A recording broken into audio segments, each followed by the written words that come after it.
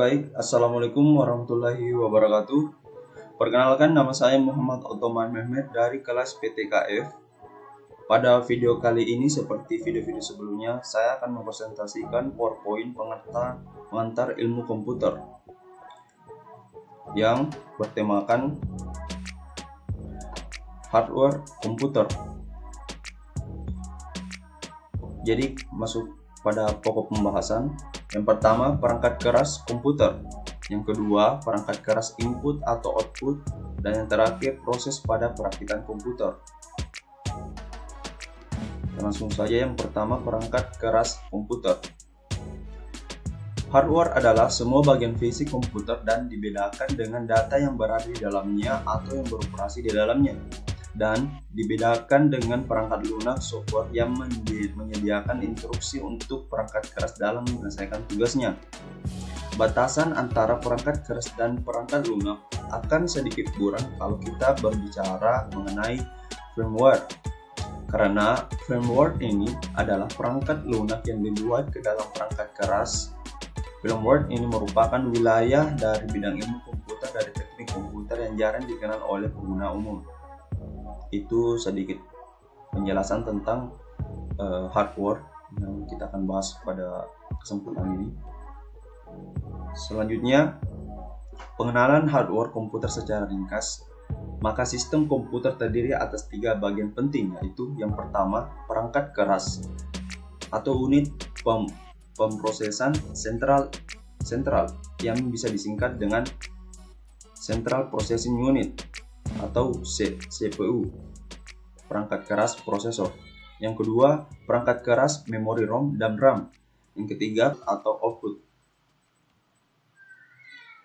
CPU terdiri dari beberapa komponen penting, yaitu yang pertama, prosesor. Yang kedua, ada motherboard atau mainboard. Yang ketiga, ada RAM atau singkatan dari RAM Don't Access Memory. Yang keempat, VGA atau singkatan dari Video Graphics Array Card. Yang kelima, hard disk drive atau yang disingkat dengan HDD.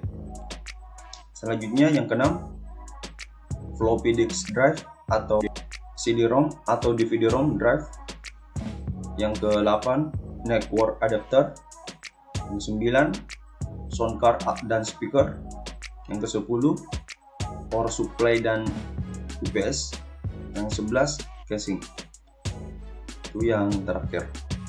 Selanjutnya kita masuk bagian B, keras input atau output. Yang pertama, prosesor. Mikroprosesor atau biasa disebut dengan prosesor adalah otak yang mengatur kerja sebuah komputer. Artinya, seluruh aktivitas sebuah komputer dikontrol dari perintah dari prosesor. Prosesor pertama kali diproduksi oleh Intel pada tahun 1974. Adapun produsen prosesor komputer yang paling besar saat ini adalah Intel dan AMD atau singkatan dari Advanced Micro Device. Proses buatan Intel antara lain 386, 486 DX2, 486 DX4, Pentium 75, Pentium 100, Pentium 133, Pentium 233 MX. Selanjutnya Pentium Pro 200, Pentium 2350, Pentium 2450, Pentium 3500, Pentium 3733 dan seterusnya. Nah, ini adalah contoh gambar logo Intel dan AMD untuk kita mengenal produk-produk prosesor. Sedangkan buatan AMD sendiri antara lain ada AMD K5200, AMD K6233, AMD Atom, AMD Duron, AMD Opteron dan sebagainya. Yang kedua, motherboard. Motherboard atau biasa disingkat dengan megabyte adalah sebuah papan sirkuit elektronik yang mempunyai slot untuk komponen lain, sehingga komponen-komponen tersebut saling terhubung dan saling bekerja sama dengan baik. Ini contoh gambarnya bisa dilihat. Selanjutnya yang ketiga, RAM atau Random Access Memory RAM adalah memori utama sebuah PC. RAM digunakan untuk menyimpan data sementara dan mengeluarkan data yang diminta oleh prosesor. Nah, itu memori adalah tempat menyimpan data dan tempat juga mengeluarkan data yang diminta oleh prosesor. Yang keempat, ada video grafis card. Nah, ini contoh gambarnya. VGA card adalah alat berfungsi untuk mengirimkan data-data visual gambar ke monitor sehingga dapat dilihat dari pengguna. Yang kelima, hard disk drive. Hard disk merupakan komponen vital dalam sebuah PC karena pada komponen inilah semua data-data dan aplikasi yang ada di PC disimpan. Nah, hard disk drive ini adalah komponen vital dari sebuah PC karena di sini akan tersimpan semua data-data kalian dan terdapat pada PC kalian. Yang keenam, ada floppy disk drive. Floppy disk drive atau yang lebih dikenal dengan VDD, alat menyimpan data yang tersimpan di sebuah floppy disk. Nah, ini contoh gambarnya.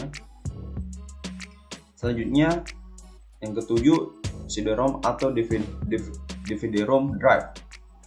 Nah, ini PC atau laptop yang mempunyai tempat DVD atau kaset yang bisa dipakai untuk mengakses film, dokumen-dokumen lain, dan lain-lain.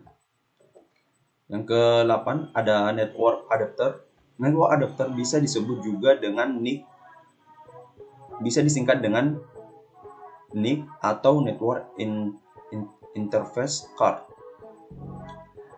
Network adapter adalah alat memungkinkan komputer untuk berkomunikasi satu sama lain. Berkomunikasi di sini bukan berarti bercakap-cakap, melainkan bertukar data dari sumber daya lainnya, misalnya pemakaian printer bersama-sama. Yang ke-9 ada sound card atau speaker. Sound card juga bisa disebut dengan audio card. Komponen ini berfungsi untuk menghasilkan suara yang dapat didengar oleh user melalui speaker yang berhubungan dengan sound card tersebut. Nah, ini semacam suara dari PC kalian atau laptop dari sound card atau speaker yang kita biasa sering dengar. Selanjutnya, power supply dan UPS. Power supply adalah komponen PC yang mengatur suplai listrik dan dari PLN ke komponen di dalam PC tersebut.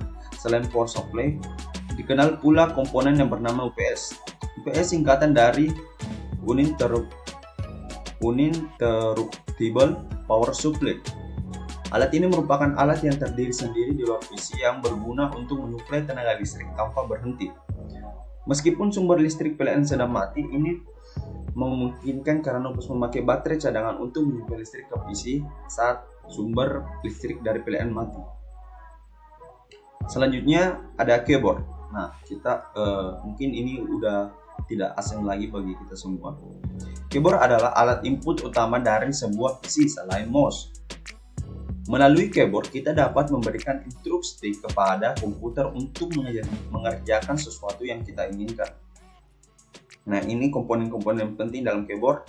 Pertama, tombol penulisan huruf. Nah, jelas tombol penulisan huruf itu sangat penting. Yang kedua, tombol enter untuk mengeksekusi sebuah action. Yang kedua, tombol X atau escape untuk mementarkan sebuah action atau kembali lagi ke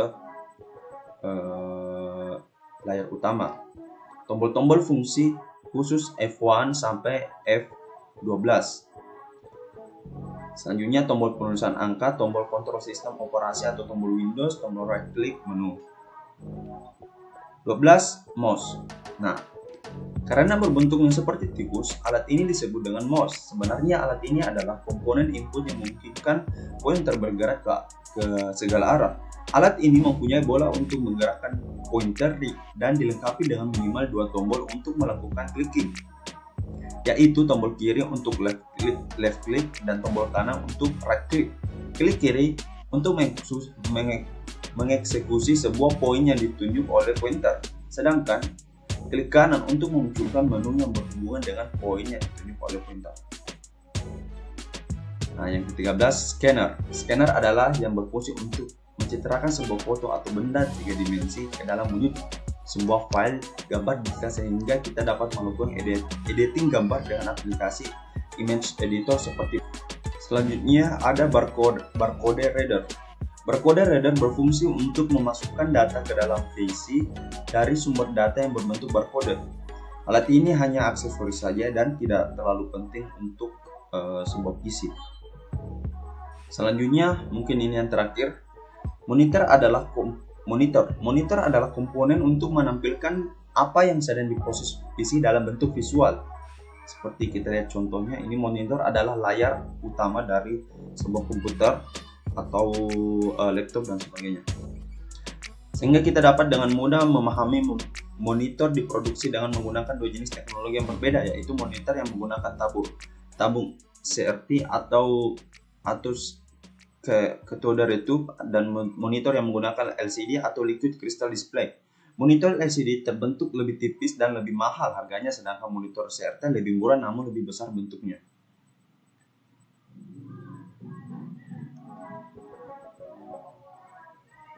Oke, selanjutnya. Adapun yang terakhir, proses pada perakitan komputer. Ini adalah tahapan-tahapannya mulai dari pertama sampai terakhir. Yang pertama ada penyiapan motherboard yang saya jelaskan di awal-awal tadi. Yang kedua, memasang prosesor.